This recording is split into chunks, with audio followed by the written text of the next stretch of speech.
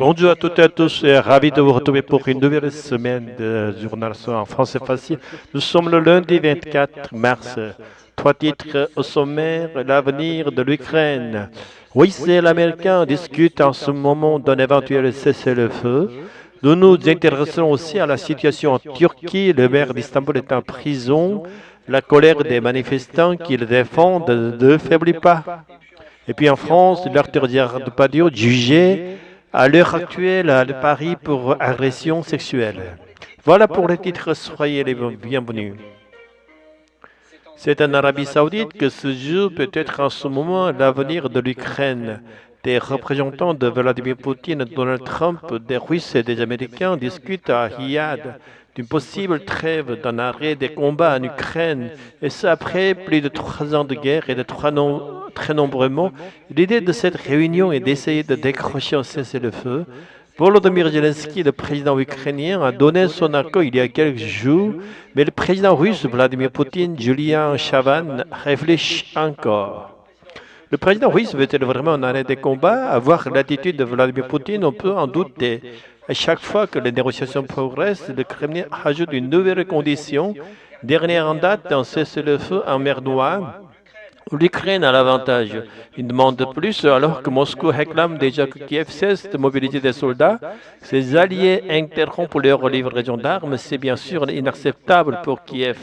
Vladimir Poutine joue le montre, il ne fait aucune concession, mais les Américains y croient encore. Je pense qu'il vaut la paix, assurer Steve Witkoff, l'émissaire Donald Trump. De leur côté, les représentants américains et ukrainiens ont parlé jusque tard, hier soir à Riyad. Washington et Kiev sur la même ligne pour un arrêt provisoire des frappes sur les sites énergétiques. Mais en attendant au geste de Moscou, la guerre continue. Des frappes ont visé la nuit dernière des régions de Kiev, Kharkiv et Zaporizhzhia, faisant plusieurs blessés au lendemain de bombardements meurtriers sur la capitale. Un accord de trêve peut-être, mais qu'en pensent ceux qui subissent la guerre au quotidien? Témoignage d'une habitante de Kiev, elle s'appelle Tatiana.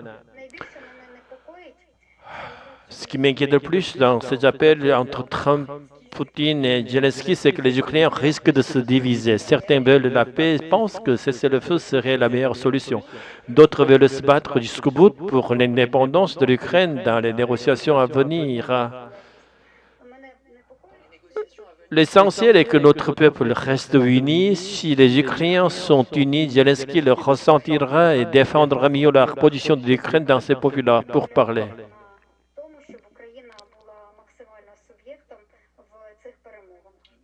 Des pourparlers, des négociations qui se déroulent en ce moment, mais qui n'empêchent pas la Russie de bombarder l'Ukraine.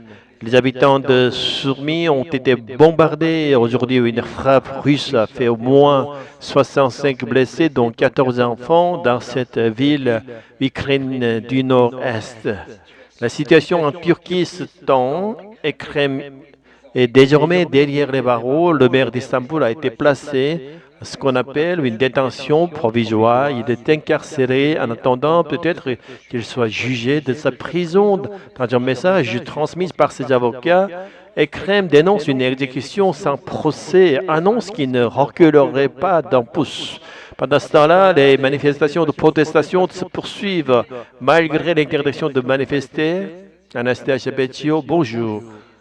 Les avocats d'Ekrem İmamoğlu annoncent faire appel de ces décisions par des moyens légaux. Ils ne comptent pas se laisser faire, mais justement, tous ces moyens restent limités. Oui, le système judiciaire turc n'est pas autonome pour juger des affaires qui ont un aspect ou une motivation politique. Or, Ekrem İmamoğlu est une personnalité populaire, c'est un opposant à Recep Tayyip Erdogan.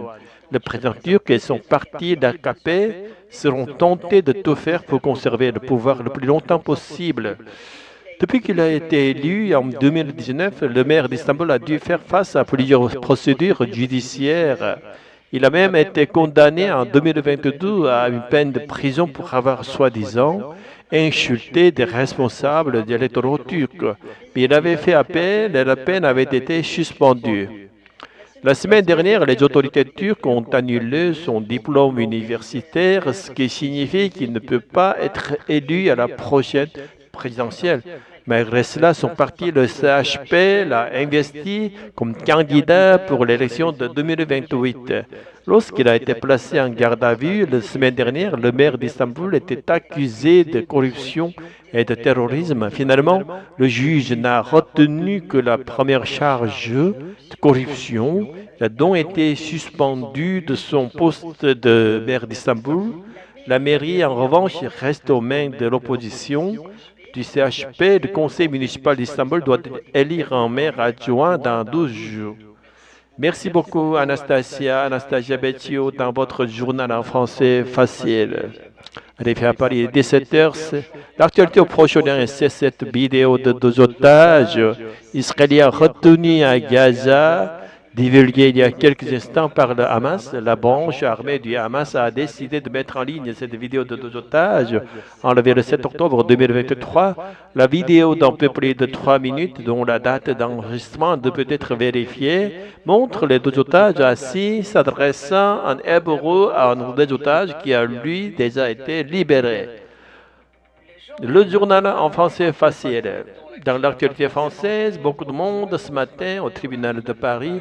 L'acteur français Gérard Depardieu est convoqué par la justice.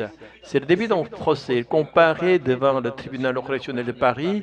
Il doit s'expliquer devant les juges car il est accusé d'agression sexuelle sur 2 femmes il y a 4 ans lors du tournage d'un film. Un film dans lequel a joué Anouk Grimberg. L'actrice multiplie les prises de parole pour accuser Gérard Depardieu d'être un agresseur, mais aussi dénoncer le silence, dit-elle, assourdissant du monde du cinéma. Anouk Grimberg, ce matin, devant le tribunal de Paris. S'il était capable de dire la vérité autant qu'il est capable de produire de la vérité quand il joue la comédie, s'il était capable de ça, ce serait une avancée pour le monde entier, parce que c'est dans le monde entier que les femmes sont violentées et violées. Et vraiment, mais vraiment, on est fatigué de ça, quoi. J'attends de lui, mais je ne sais pas si je peux encore attendre de lui quelque chose de normal, parce que je pense qu'il est devenu fou à force d'être dans un milieu qui lui permet tout, qui applaudit toutes ces dérives et ces violences. Mais depuis que les femmes, les victimes ont porté plainte, il s'est passé quelques mois, peut-être qu'il a réfléchi, mais j'ai bien peur que ses conseils, son avocat et ses amis, tous les gens qui l'entourent l'invitent à mentir, à traverser la vérité, qu'il ne fait pas de doute. Il y a plein de témoins dans l'affaire qu'il va être jugé aujourd'hui. Il y a plein de témoins. Et puis de toute façon, tout le monde sait. L'actrice Anouk Grimberg, propos recueillis par notre reporter Laura Martel ce matin devant le tribunal de Paris. À l'heure actuelle, le procès est en cours en présence de Gérard Depardieu. Ce matin, son avocat s'est exprimé juste avant l'ouverture des débats. Maître Jérémy Assous affirme que l'ensemble des accusations visent en l'acteur sont mensongères. La vérité est donc de notre côté, prévient-il. Le procès devrait durer au moins 12 jours. À Paris, un concert Solidarité Congo, un concert en solidarité pour la République démocratique du Congo. Ce moment festif a été confirmé. Il se déroulera le 7 avril prochain. C'est en tout cas ce qu'annoncent aujourd'hui les organisateurs de cet événement caritatif, événement qui a pour but de venir en aide aux enfants victimes de l'actuel conflit qui se déroule dans l'est de la RDC. Alors, début mars, les autorités rwandaises avaient vivement critiqué ce projet de concert car le 7 octobre marque chaque année le début des commémorations du génocide des Tutsis. Les organisateurs du concert, où sont annoncés notamment Kim Sen-Yusupa, indiquent que la date choisie n'est pas un choix politique. Et puis enfin, ces arrestations après le match de foot hier soir entre la France et la Croatie, 7 personnes interpellées pour avoir effectué des saluts nazis durant la rencontre. Il s'agirait de supporters croates qui, lors de leur hymne national, ont effectué ce geste, le bras tendu, symbole des saluts nazis. Le sport doit rester une fête. Ces individus n'ont rien à faire dans une enceinte sportive, a déclaré le préfet de police de Paris. Paris, où il va être 17h10.